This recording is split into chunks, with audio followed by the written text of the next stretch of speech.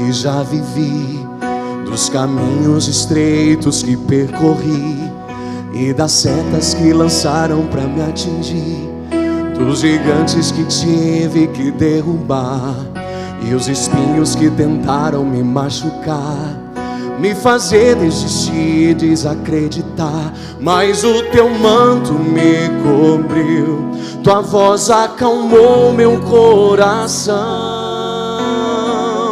Você pode declarar comigo: quando lembro de tudo que já vivi, dos caminhos estreitos que percorri e das setas que lançaram pra me atingir, dos gigantes que tive que derrubar e os espinhos que tentaram me machucar, me fazer desistir, desacreditar.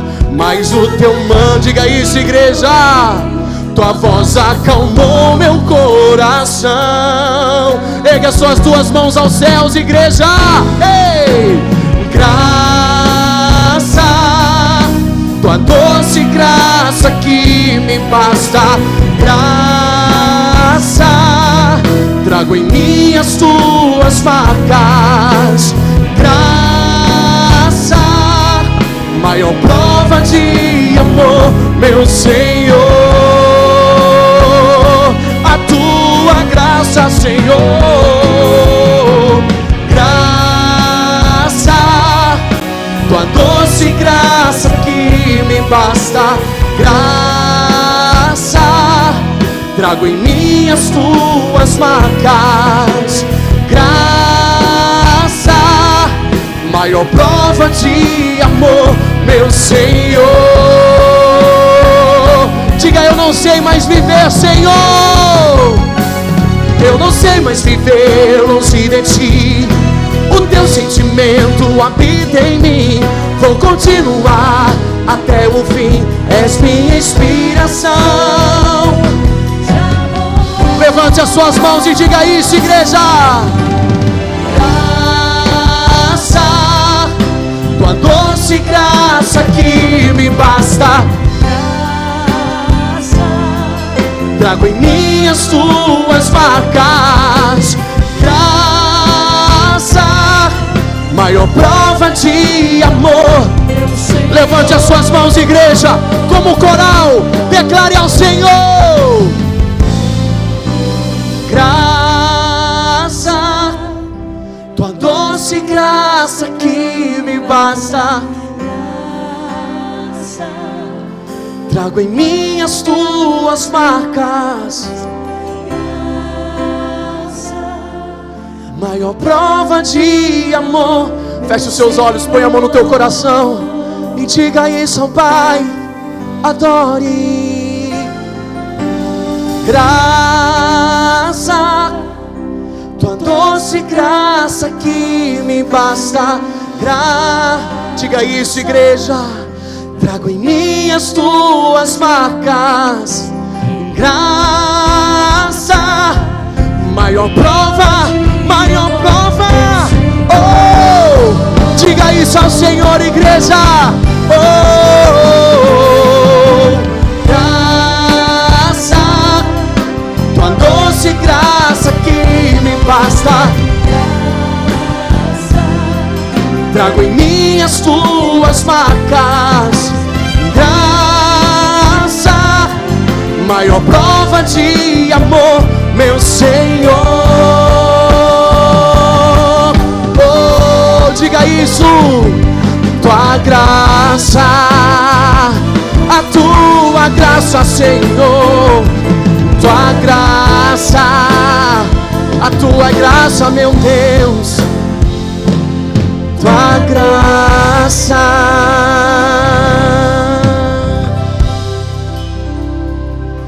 Fui alcançado por tua graça. Levante as suas mãos aos céus, igreja. Que trouxe salvação.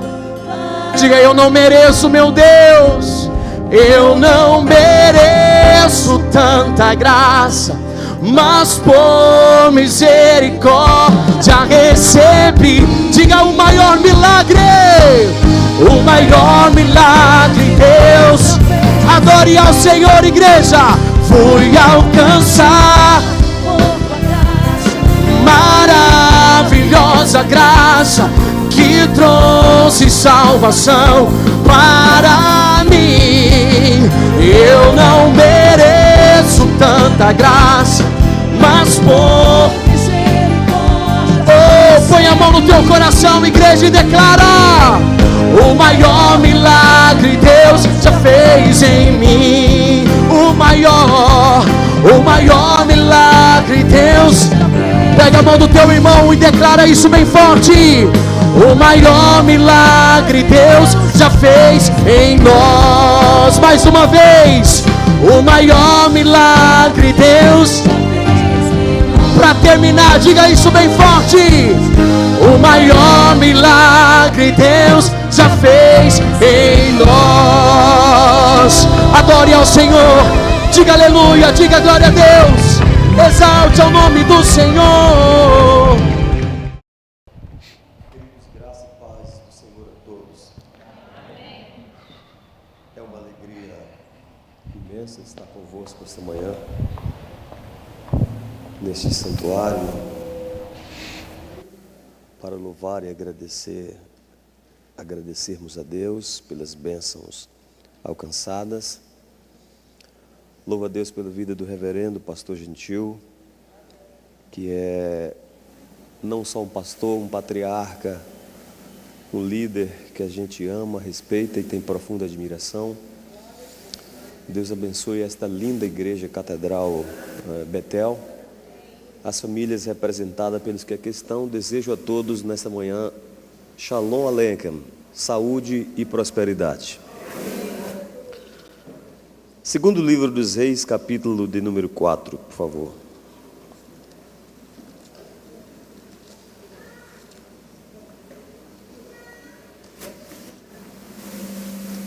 Segundo livro dos Reis, capítulo de número 4.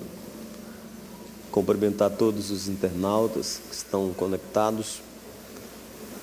Deus tem uma bênção para nós nesta manhã. Os que já encontraram o texto de segundo livro dos Reis 4 podem dizer amém? Amém. A partir do primeiro. Certa mulher das mulheres dos filhos dos profetas clamou a Eliseu e disse-lhe: meu marido, teu servo, morreu, e tu sabes que ele temia ao Senhor. E agora o seu credor vem levar os meus 2 filhos para ser escravos. Disse-lhe Eliseu: que te hei de fazer? Diga-me, que tens em tua casa? E ela respondeu: tua serva não tem nada em casa. Tua serva não tem nada em casa, senão uma botija de azeite. Então disse ele: vai, pede emprestadas vasilhas a todos os teus vizinhos, vasilhas vazias, não poucas, pede bastante, pede muito. Então entra, fecha a porta sobre ti e sobre os teus filhos, e põe o azeite em todas aquelas vasilhas, e põe à parte a que estiver cheia. Partiu, pois, dele, fechou a porta sobre si e sobre os seus filhos. Estes lhes traziam as vasilhas, e ela as enchia. Cheia todas as vasilhas, disse ela a um dos seus filhos: traga-me mais uma vasilha. Mas ele lhe respondeu: não há mais nenhuma vasilha. Então o azeite parou. Então ela foi e fez saber o homem de Deus, e ele lhe disse: vai, vende o azeite, paga a tua dívida, tu e os teus filhos vivam do resto. Algumas traduções diz: vivei do resto. A tradução Thompson diz: vivei do resto. Por gentileza, levante a sua mão comigo por 10 segundos. Espírito Santo, fale ao nosso coração. Estamos aqui, Senhor, com o coração aberto para ouvir a sua palavra e adorar ao Pai em espírito e em verdade. Amém. Queridos, nessa manhã tão linda, eu quero trazer uma palavra sobre superação. Como reagir em momentos difíceis? Que tipo de atitude tomarmos quando as coisas estão adversas? Como reagir no momento que as coisas não são favoráveis? Nesse momento, muitas pessoas se perdem. Quando as coisas são não favoráveis, Versão brasileira, Vox muitas News. pessoas perdem o equilíbrio, outras perdem até a simetria. Então, nesse texto, baseado no que Deus colocou no meu coração, eu quero falar sobre superação. Por que é que na vida alguém vai tão longe? Como é que ele consegue dormir? E outros nem saem do lugar. Acorde! O barco Por está que se uns enchendo decolam d'água. e voam tão Vamos alto nos afogar. e outros nem chegam a decolar? Entendemos que Deus não faz acepção de pessoas. Calma, Mas há momentos Acalme-se. na vida de muitas pessoas fique tranquilo. que elas se acanham, se amiúdam, se enclausuram. E Deus não nos chamou para termos percas. Deus nos chamou para nessa terra sermos mais do que vencedores. Bendito seja o Senhor. O Espírito Santo me chamou a atenção para esse texto, uma palavra Por bem que tinham simples. medo? Já ouvimos muitas ministrações, Onde está a fé porém de uma vocês? revelação nova dentro dessa visão escriturística. Eu quero dissecar algumas lições desse texto com vocês. Certa mulher, da mulher e dos filhos dos profetas, clamou a Eliseu e disse-lhe: meu marido, teu servo morreu. Então, olhando para a vida dessa mulher, nós enxergamos uma série de situações que apontavam para uma ruína, para uma catástrofe, para uma vida ruim dali para frente. A primeira crise que nós encontramos na vida dessa mulher, dentre outras, quero chamar a sua atenção. Ela diz: profeta, meu marido, teu servo morreu. E aqui o Senhor colocou no meu coração a primeira situação difícil para esta mãe, para esta esposa, para essa mulher, era uma crise pessoal. Era uma crise sentimental. Porque essa senhora, ela não perdera um relógio. Ela não perdera um livro. Ela não perdera simplesmente um adereço, ou um prendedor de cabelo, ou um anel. Ela perdeu o seu marido. É uma dor indescritível, senhoras e senhores. Uma coisa é perder um relógio, uma coisa é perder um objeto, outra coisa é perder o marido. Então, dentro dessa visão, a dor da perca de quem perde um ente querido é indizível. Então, a primeira situação difícil que essa mulher estava enfrentando era uma situação pessoal, sentimental. A dor de perder o marido. Que verbo eu posso descrever? Que palavra eu posso usar nesta manhã para descrever com clarividência a dor de quem perde alguém tão de perto? Essa mulher não perdeu só o marido, ela perdeu o amor da sua vida, metade de si. Quando duas pessoas casam-se, a Bíblia diz que ambos tornam uma só carne. Então ela perdeu metade de si. Ela perdeu o pai dos seus filhos. Ela perdeu o provedor da sua casa. Ela perdeu o amor do seu coração. Então, sentimentalmente, uma situação difícil. Estamos vivendo exatamente uma dessas épocas em que muitas pessoas estão feridas por dentro, machucadas. E o que fazer quando as coisas estão nessa situação? Porém, olhando para a vida dessa mulher, a gente encontra outras crises que ela estava enfrentando. Primeiro, a dor de perder o marido, a perca do seu esposo, o pai dos seus filhos, o amor do seu coração. Ela perdeu o homem com quem ela escolheu a se casar. Porém, uma outra crise nós encontramos na vida dessa mulher. Certa mulher, da mulher dos filhos dos profetas, clamou a Eliseu e disse-lhe: meu marido, o teu servo, morreu. Tu sabes que ele temia o Senhor. Agora o seu credor está vindo para levar-me os meus 2 filhos para ser escravos. Então essa mulher tinha perdido praticamente tudo porque perdera o seu marido. Agora estava com a possibilidade, pastor Gentil, de perder tudo que lhe restava, que eram os 2 filhos. Porque o marido deixou uma dívida muito grande. Aquele homem não achava que ia morrer quando fez a dívida. Não que eu quero fazer apologia à morte nessa manhã, mas para morrer basta estar vivo. É preciso tomarmos decisões direcionadas por Deus. Não podemos assumirmos qualquer coisa sem a direção do Espírito Santo. Nós somos a igreja de Deus. Precisamos ter a direção do Espírito Santo ao fazermos ou tomarmos qualquer decisão. Então eu venho nesta manhã, nessa tribuna, debaixo de uma autoridade divina. Não compre, não venda, não case, não aceite noivado ou não descase, se Deus não direcionar você. Porque Deus tem o melhor para você.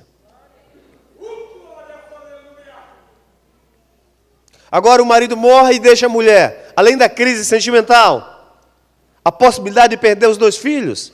Segundo a tradição judaica, um escravo era levado, ele trabalhava no mínimo 6 anos.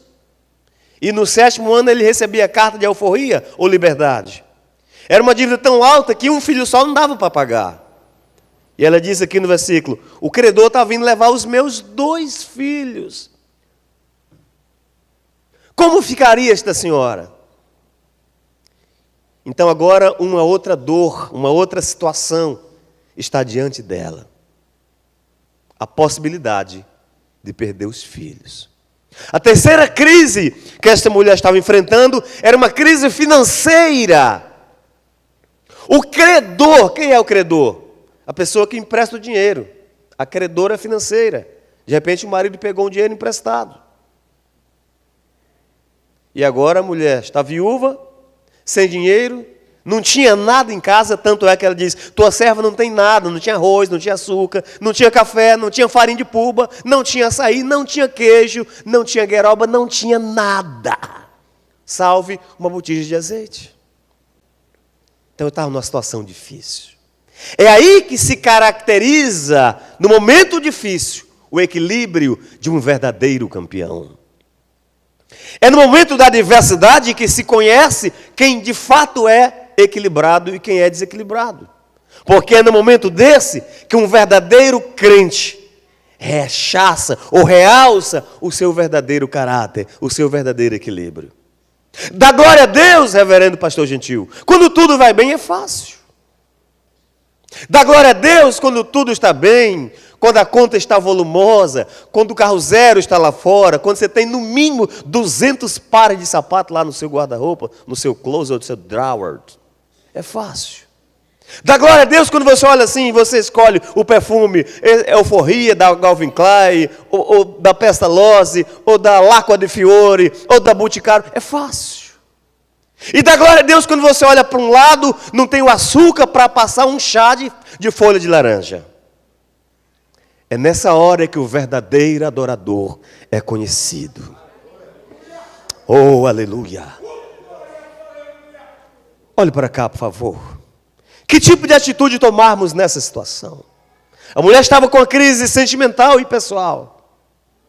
A mulher estava com a segunda crise, a possibilidade da perca, de perder tudo que eram os 2 filhos que lhe restava. A terceira crise, a crise da financeira, o cobrador batendo na porta todo dia, paga a dívida. Pagar que jeito, senhoras e senhores? Fazer o que nessa hora? Porém, essa mulher nos dá lições áureas e profundas. Vem comigo no texto. Ainda no versículo 1. Certa mulher, das mulheres dos filhos dos profetas, clamou a Eliseu. Clamou a quem? Diga toda a igreja mais alto, vai. Clamou a quem? Clamou a Eliseu. O que se aprende aqui? que essa mulher teve uma atitude sábia no momento adverso. Essa mulher teve uma atitude, igreja, uma atitude triunfal no momento de uma situação dificílima. O cobrador está na porta. O marido está enterrado. O coração está terrivelmente ferido. A perca dentro de casa, situação de luto. E ser viúva para uma hebreia, para uma judia, era uma situação vexatória, uma situação vergonhosa, uma situação humilhante. Cobrador da porta todo dia. E agora? É aí que começa a diferença entre quem é e quem não é. Porque os verdadeiros campeões não são só os que saem.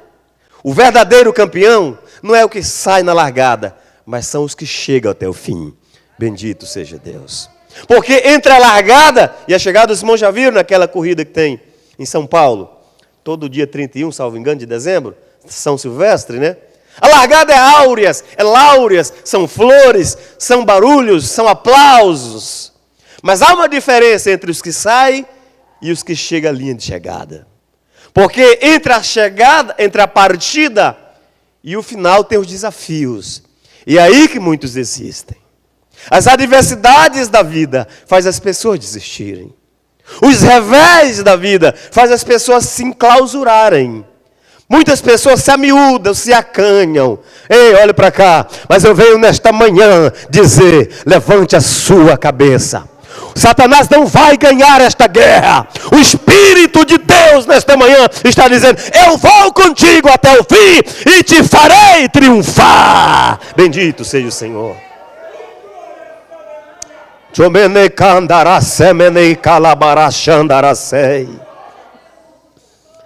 Quem não conhece a história do grande Abraham Lincoln, que se candidata a presidente da América e perde, espera mais 4 anos, se candidata pela segunda vez e torna a perder. Só que quem tem sonho não desiste. Lincoln se candidata pela terceira vez, 3 vezes 4, 12, 12 anos. Se candidatou pela terceira vez, tornou a perder. Então o concílio reúne e disse, Lincoln, desista, filho. O seu nome está indiscreto na América. Você não consegue assumir essa posição. Porém, ele tinha dentro dele um alvo. O verdadeiro campeão vai até o fim. Lincoln esperou mais 4 anos. Candidatou pela 4ª vez.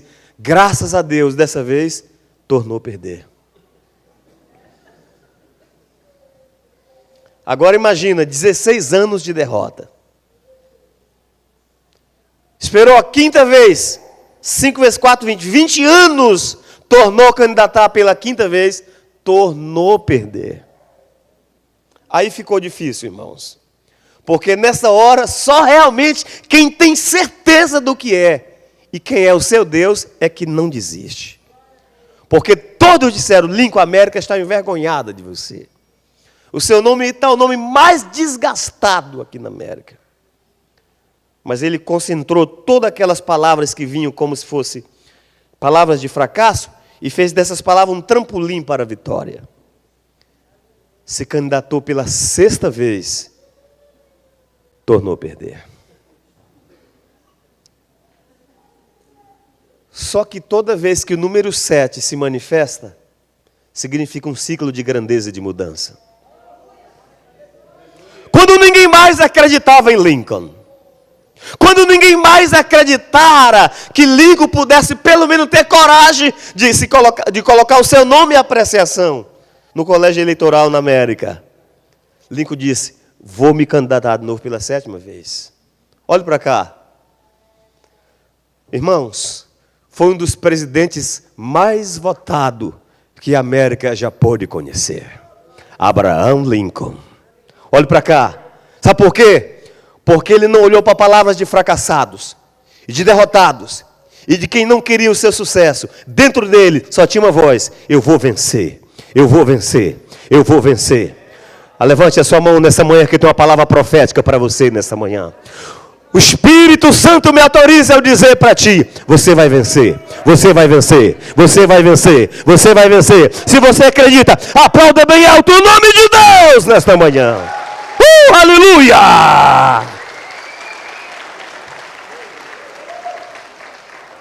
Saia daqui dizendo: eu não desisto dos meus sonhos. Olhe para essa pessoa que está do seu lado e diga: não desista dos seus sonhos. Diga forte: vá até o fim.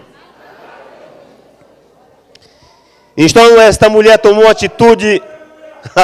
Aleluia. Essa mulher toma uma atitude sábia no momento da adversidade. O que ela fez? Ela não foi no tarô, ela não foi no feiticeiro, catimbozeiro, macumbeiro, feiticeiro. Ela não foi no outro agiota para terminar de se arrebentar. Ela disse: eu vou no meu pastor. Eu vou no profeta, eu vou no homem de Deus, eu vou lá, o homem de Deus, o meu pastor Eliseu, ele tem uma palavra de Deus para a minha vida, e eu vou sobrepujar essa adversidade. Ei, meu irmão, quanto mais tu honrares teu pastor, mais Deus te abençoa. Quanto mais tu abençoar e honrar o teu líder espiritual, mais Deus te abençoa, não só a ti, mas a tua geração. Levanta a mão e diga glória a Deus.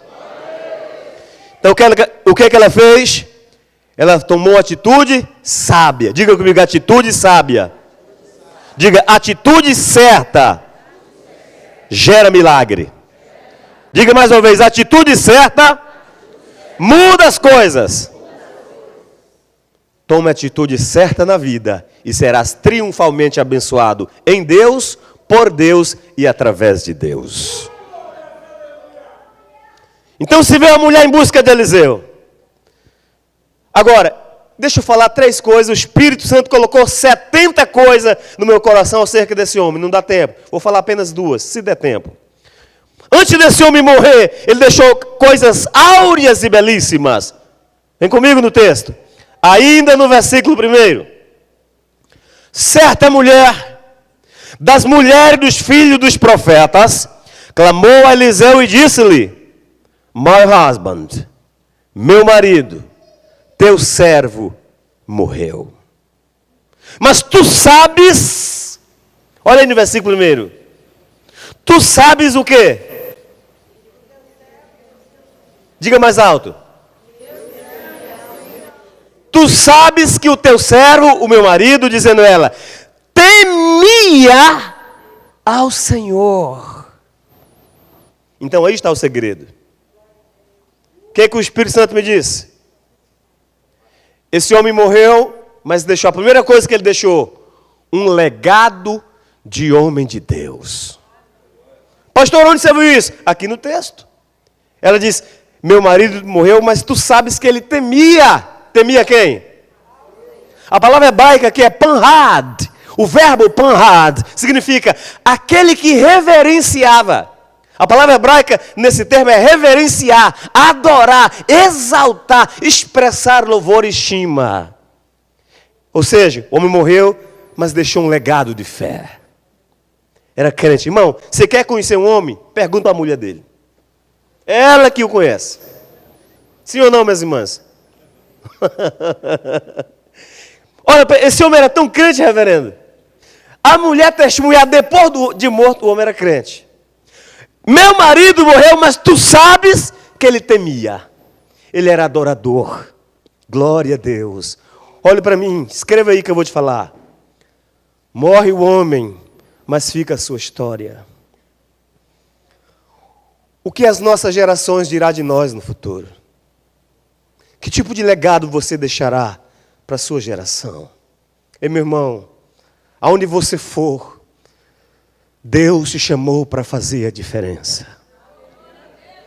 Aonde você estiver, você é crente. Você é adorador. Deixe a glória de Deus brilhar no seu caminho. Deus te chamou para brilhar. Que é isso, pastor? Está escrito. Provérbio de Salomão 4:18, salvo engano. A vereda do justo, é como a luz da aurora, que vai brilhando mais e mais, até ser dia perfeito. Que tipo de legado tu vais deixar? Esse homem morreu, mas deixou um legado de crente. Tu sabes que meu marido morreu, mas ele temia o Senhor. Era adorador, era crente. Ei, Pai, que tipo de legado nós pais vamos deixar para os nossos filhos? Será que nossos filhos vão querer ser pastor? Ei, mãe, que tipo de legado tu deixará para tua filha? Alamandaracei delace menecandarai. O Espírito Santo me autoriza a dizer esta manhã para vocês. Deus te chamou para fazer a diferença na terra. Reverendo Pastor Gentil, em novembro de 2011, o IBGE anuncia no Brasil, o mundo ultrapassa a marca dos 7 bilhões de pessoas.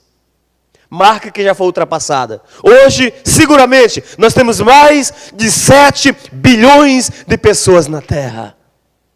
Olhe para cá.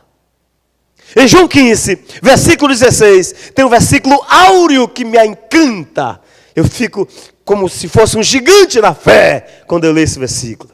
Por quê, pastor William Santos? Porque no meio de um contingente de mais de 7 bilhões de pessoas, João 15, 16, Jesus disse, eu olhei do céu para a terra, eu escolhi você, eu te escolhi, eu te escolhi, eu te escolhi, eu te escolhi. Cadê os escolhidos de Deus nesta manhã? Levante as mãos e exalte o nome de Jesus. Aplauda Ele bem forte. Aleluia! Escolhido de Deus não baixa a cabeça. Escolhido de Deus não perde a guerra. Escolhido de Deus não volta capiongo, cabisbaixo. Levante a cabeça, meu filho. Levante a cabeça, minha senhora. Volte a sonhar, volte a sorrir, volte a acreditar. O diabo não vai prevalecer, porque a mão de Deus está sobre ti.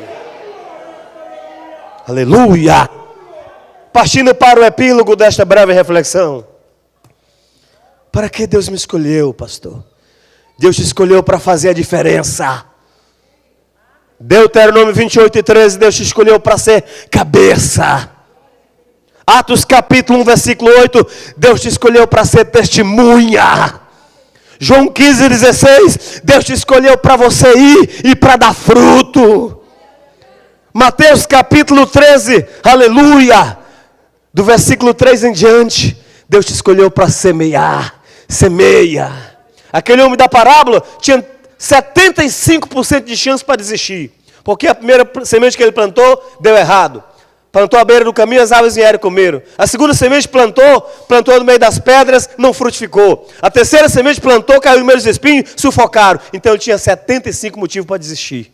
Mas na última semente, ele plantou em boa terra, e essa boa semente produziu a 100 por 1, a 60 por 1 e 30 por 1. Levante as mãos que eu vou profetizar de novo. Pastor Gentil, eu tenho autoridade divina para dizer, esta igreja, Santuário Betel, em Goiânia, em Goiás, e no Brasil, e no mundo, por onde Deus abre porta, é uma igreja vencedora. Esse é o ano da multiplicação. Esse é o ano do milagre. É o ano da restauração. É o ano da grandeza de Deus. Se você crer, manifeste a sua gratidão a Deus. Se for para Jesus, bata mais forte. O Brasil precisa saber disso. Glorificado seja o Senhor. Olha para cá. O que foi que essa mulher fez? Tomou uma atitude sábia. Ela disse, profeta, eu estou com um problema. Meu marido morreu, mas ele era crente. Então ele deixou um legado de homem de Deus. Segunda coisa boa que ele deixou uma casa. Ele deixou o quê? Diga uma casa. Diga mais alto. Atenção, maridos. Quem casa quer casa. Ele morreu, mas deixou uma casa para ela. Já pensou? Ficar viúva, sem nada, com a possibilidade de perder os filhos, com dívida e sem casa, pagando, que luta, não? Deixou uma casa. Terceira coisa que ele deixou para ela, deixou 2 filhos. Uma bênção de Deus. Para encerrarmos, olha aqui. Meu marido, o teu servo morreu, mas tu sabes que ele era crente. Ele temia o Senhor. Mas o seu credor está vindo para levar os 2 filhos a ser escravos. Aí vem a grande pergunta profética, do profeta. Eliseu lhe pergunta no versículo 2 agora. Que te hei de fazer? Que posso eu fazer por ti? Perguntou o profeta. Então me diga uma coisa, o que é que você tem na sua casa? O que é que você tem em sua casa? O que é que você tem em sua? Ele não disse na casa do vizinho, do colega, da mãe, da sogra, ele disse na sua. O que é que você tem na sua casa? Mas se tua serva não tem nada, salve uma botija de azeite. Aí começa o milagre. Olhe para mim, eu tenho uma palavra profética para você nessa manhã. Há um milagre de Deus na sua casa. Pastor Gentil, há um milagre de Deus na sua casa. Brasil, há um milagre de Deus na sua casa. Tudo que o diabo quer é que você não enxergue, mas Deus vai abrir a tua visão e tu vais enxergar a grandeza do céu na sua casa. Palavra profética para pais e mães que estão aqui, levante as mãos. Continua como levantada. Satanás, na figura desse credor, o credor não vai levar teu filho. O credor não vai levar o teu filho. Satanás não vai ganhar teu filho. O teu filho é de Deus. Ele está marcado pelo sangue. Aplauda bem alto o nome de Jesus. Aleluia! Geralabacachanturiamarras. O teu filho tem a marca, tem o selo de Efésios 4:30. E não entristeçais o Espírito de Deus, no qual fostes selado. O selo do Espírito está no teu filho. E o diabo não vai ganhar. Quem tem filhos não crentes ou afastados, levante as mãos. Eu profetizo a salvação do teu filho hoje. Eu profetizo a salvação do teu filho hoje. Da tua filha hoje. Ei, mãe, este ano tu vais cantar o hino da vitória. Eu profetizo os filhos de vocês entrando por essa porta e aceitando e se dobrando ao Rei dos Reis e Senhor dos Senhores. Levanta as mãos e diga amém. Coloque sobre os pés, por favor, para mim fazer uma oração por vós. Aleluia! É claro que não dá para nós dissecarmos todo o texto, mas finalizando, olhe para mim.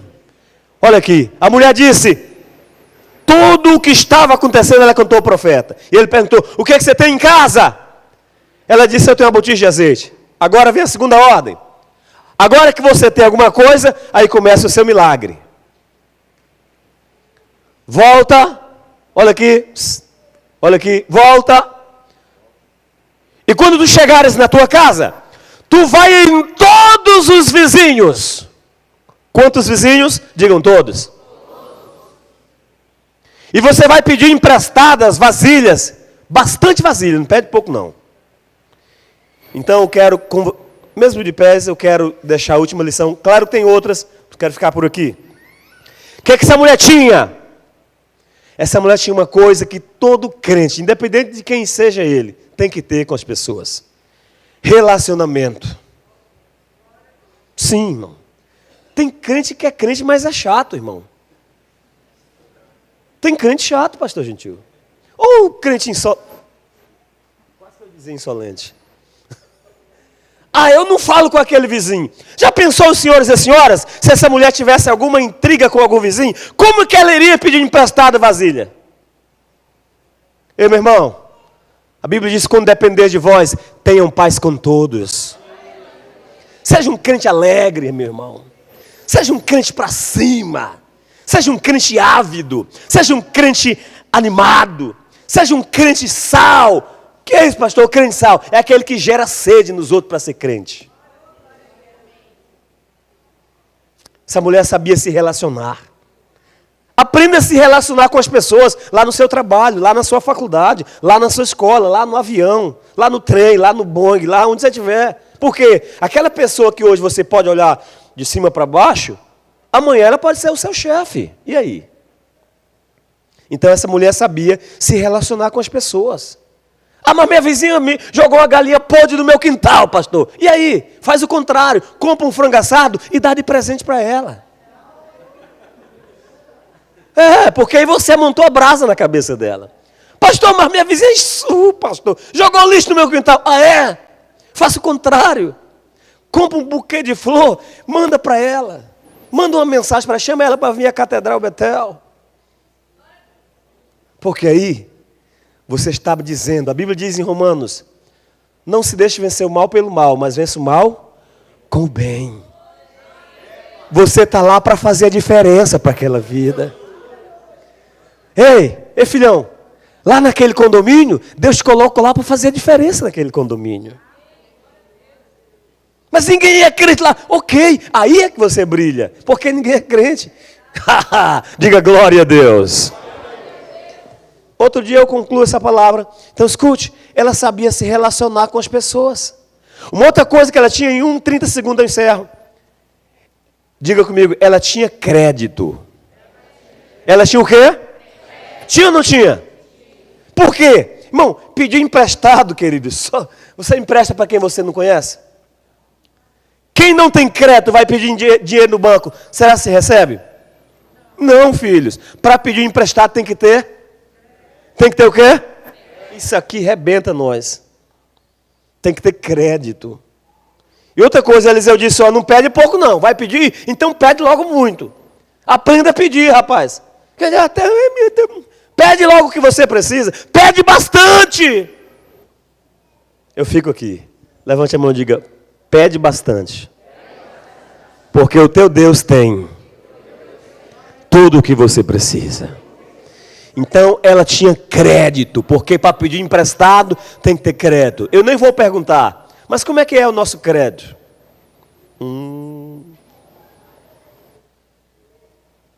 Olhe para mim, faça assim com as mãos. Tem milagre, reverendo pastor Gentil? R. de Oliveira. Que a gente só vai receber quando fecharmos algumas portas. Eliseu disse, entra, depois que pedir todas as vasilhas emprestadas, entra, fecha a porta. Agora, detalhe, não deixe os teus filhos lá de fora não. Fecha a porta com os filhos dentro de casa. Pai e mãe, não deixa o filho lá fora. Fecha, mas com eles do lado de cá. Amém?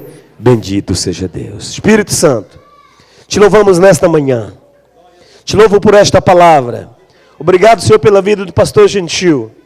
Obrigado, Deus, pela vida de todas as famílias que estão aqui no Santuário Betel, em Goiânia e Goiás. Abençoa a tua igreja no Brasil e no mundo. Pai, nos dê sabedoria, Senhor, para agirmos como esta mulher. Atitude sábia no momento da adversidade, equilíbrio no momento da perca, sabedoria para sabermos pedir e humildade para cumprir uma ordem do profeta. Pai, em nome de Jesus, nós te louvamos agora e para sempre. Diga, eu sou mais do que vencedor. Aplauda bem forte o nome do Todo-Poderoso.